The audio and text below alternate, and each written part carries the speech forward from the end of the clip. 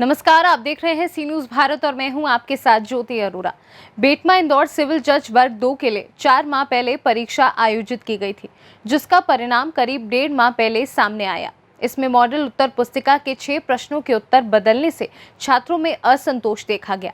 इसके बाद करीब 17 पिटीशन फाइल की गई, जिसमें सिविल जज वर्ग 2 परीक्षाओं की खामियों को दूर करने और सभी पहलुओं को प्रमुखता से देखने के लिए 2 रिटायर्ड हाई कोर्ट जज को कमेटी बनाने के लिए निर्देश जारी हुए, जो 2 सप्ताह में सभी पहलुओं को न्यायालय के समक्ष रखेंगी। 20 मार्च को प्रदेश में सिविल जज वर्ग 2 के 252 पदों की परीक्षा आयोजित की गई थी, जिसमें हजारों छात्रों ने सहभागिता की थी।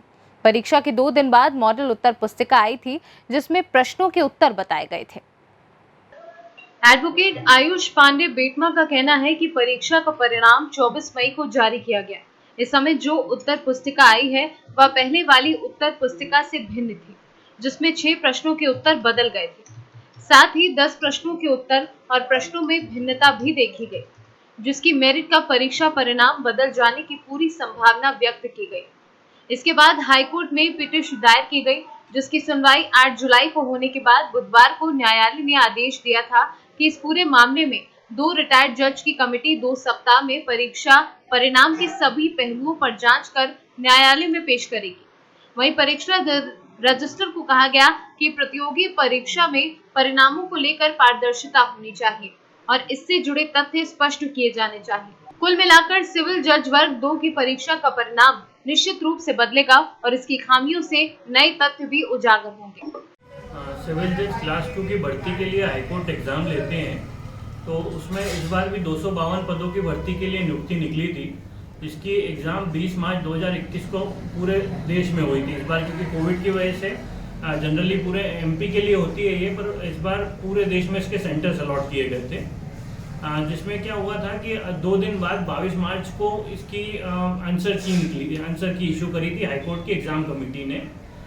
उस आंसर की में जो आंसर्स थे, वो जो रिजल्ट डिक्लेयर हुआ मई 2021 में, तो उस आंसर्स को बदल दिया गया था। तो जिससे व्यतीत होकर के जो पिटिशनर है और उनके साथ में 17 अलग अलग पिटिशन्स फाइल हुई थी उच्च न्यायालय जबलपुर में, जिसकी सुनवाई 8 तारीख को हो गई थी और जिसमें कि कल निर्णय आया है माननीय उच्च न्यायालय का, जिसमें कि जस्टिस प्रकाश श्रीवास्तव साहब और जस्टिस विशाल धगत साहब की डिविजनल बेंच ने ये निर्णय दिया है कि जितने भी डिस्प्यूटेड क्वेश्चंस हैं उनके लिए एक कमेटी बनाई जाएगी जो रिटायर्ड हाईकोर्ट जजेस की रहेगी, जिसमें जस्टिस सीवी सिरपुरकर साहब और के त्रिवेदी साहब रहेंगे।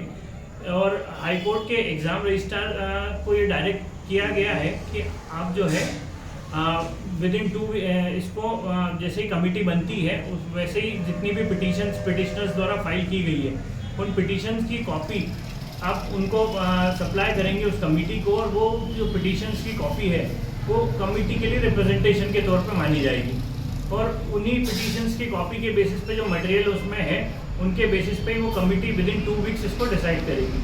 डिसाइड करने के बाद वापस ये मामला हाईकोर्ट की एग्ज़ाम कमेटी को फॉरवर्ड किया जाएगा और हाईकोर्ट की एग्ज़ाम कमेटी उसका वेरीफाई करने के बाद उसके 1 हफ्ते के अंदर अंदर नई मेरिट लिस्ट निकालेगी। इसके साथ ही इस निर्णय में माननीय उच्च न्यायालय ने कुछ कॉम्पिटिटिव एग्ज़ाम्स को लेकर के लॉ लेट डाउन किए हैं। एक तो जिसमें से ये है कि कोई भी कॉम्पिटिटिव एग्ज़ाम वगैरह होती है तो एग्ज़ाम अथॉरिटी से एक्सपेक्ट किया जाता है कि आप जो है जो रिज़ल्ट निकालोगे तो उसके साथ में आंसर्स की भी, मतलब रिज़ल्ट के साथ आंसर्स भी उसमें मर्ज होना चाहिए।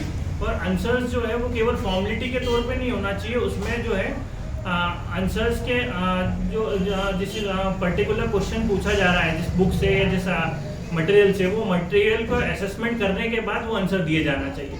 दूसरा, कोई बच्चा है जो कोर्ट नहीं जा पा रहा है, तो अगर कोर्ट किसी मामले का जुडिशियल रिव्यू कर रहा है तो वो बच्चे को भी, उस बच्चे का हित भी अट्रैक्ट नहीं होगा।